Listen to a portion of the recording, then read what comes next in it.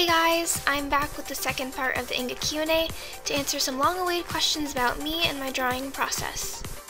So for this Q&A, I'm going to have to go a little bit quicker than usual just so I can get through all your questions and explain some things that I'm doing this summer. So with that being said, let's get on to the questions.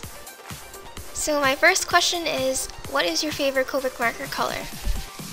That is really difficult to choose, but I'm going to cheat and name three, and those three are Warm Gray 1, BV100, and Y21. W1 or Warm Gray 1 is part of the Warm Gray series, and I find that it's a really versatile color series to work with, and I pretty much use it in all of my drawings. In here you'll see me use Warm Gray 7, 4, and 1, and I just used it to illuminate the black parts of the drawing. I also highly recommend that you use Warm Gray 1 when you're trying to color in skin tones, because I know that Copic has a lot of really bright, sort of orangey peach skin tones, and I just use the Warm Gray to neutralize it. My other favorite color, BV100, which is called Mauve Shadow, is just this really pretty light pastel lilac with a cool undertone, and it's really good for adding like shading to skin tones or like objects that are white or light colored. My other favorite color, Y21, is called Buttercup Yellow, and it's this really warm, rich, sunny yellow color that just looks really pleasing to the eye. I'll use this color if I want to illuminate something with a warm glow, just like you saw in my Princess Kita drawing, and it's just a really beautiful yellow color. I think it's one of my favorite primaries that I have. My next question is, can you show us the slowed down version of your videos, or show us the step-by-step process? I do know that my videos run pretty quickly. I'm not sure how you guys feel about that, so please comment about it down below. If you prefer longer or shorter videos, that'd be really helpful for me to know. But some of the reasons for that are music. I try to match up my videos to the music, and I'm actually very particular about the music that I choose. I try to find songs that will best fit the picture that I'm drawing, and however long they are is pretty much how long the video is. And actually, just a major reason for me is I personally prefer to watch shorter drawing videos. I don't really like to watch videos that go on long for like 20 minutes. I just can't do that in one sitting. I kind of like my videos to be slightly quick, usually 5 minutes, none under 10 minutes. With the exception that I'm doing something or drawing along with the video that's more than 10 minutes. And actually a YouTuber commented saying that they like to draw along with my videos.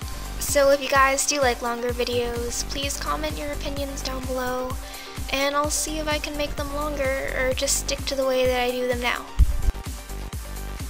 The next question is, what Copic markers do you typically use to color skin?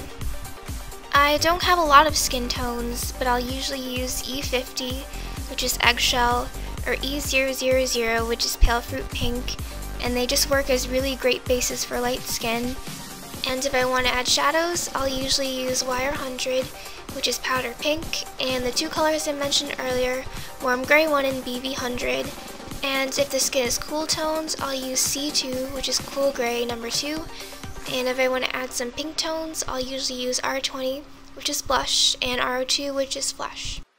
When coloring tan skin, I'll typically use the same colors I listed previously, but I'll replace the lightest color with the color Cinnamon Toast, which is a Prismacolor marker, and it's just a really nice neutral light brown color that works as the perfect base for tan skin.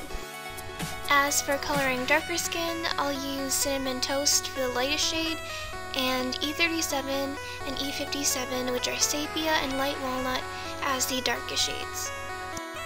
These days, I don't completely rely on Copics to color skin.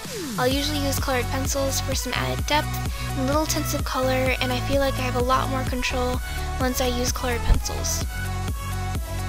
My next question is, can you color a galaxy pattern with cheap supplies? This is a pretty old question, and they're referring to my Reach for the Stars drawing video, which is from my two other Q&As, but I did use a bunch of cheap supplies to achieve that galaxy look. I used a black Prismacolor color pencil, 2 chalk pastels in red and blue, and a white gel pen for the stars. They were all relatively inexpensive items, and you can pretty much get them anywhere, so that's all I pretty much used for the background. My next question is, how do you position your camera when you're filming? And when I film, I always record my drawings upside down.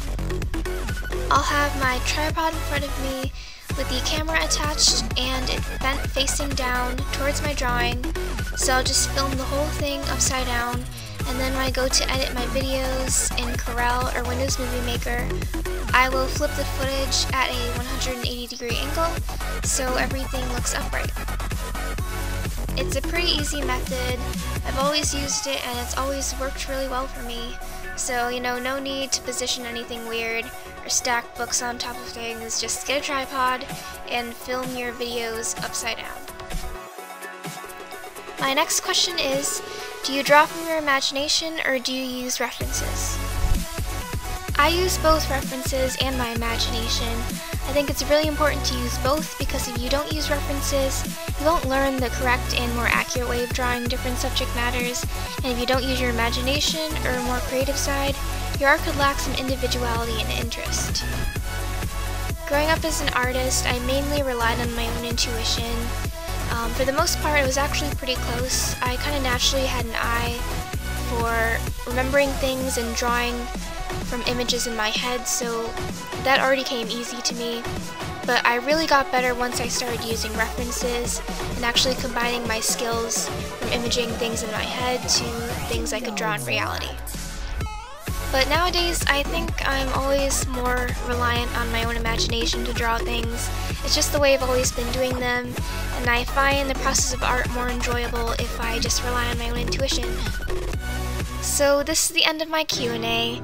Just an announcement for you guys, I will actually not be here for the month of August. I am leaving for a month-long trip to Cambodia on August 5th, and yeah, I'll just be out of the country, going on vacation. During this time, I'll be relatively inactive. I mean, I might have the chance to post drawings, or post videos even if I have the opportunity, but for the most part, I'll just kind of be relaxing and chilling in Cambodia. My parents are Cambodian, and I was born in America, so yeah, it'll be a really big adventure there. If you don't know, Cambodia is a country in Southeast Asia, and it's sort of between Thailand and Vietnam, and it's a pretty tropical and humid climate over there. So yeah, I probably won't be that active till the end of August. But anyways, this video wouldn't be complete without the last question, and my question for you guys is, who are your favorite artists? I'm always curious to see and learn about new artists, so please comment their names down below and share their reputation with the rest of us. So thank you guys so much for watching. I'll mostly be back by the end of August, and I hope you guys have an awesome day.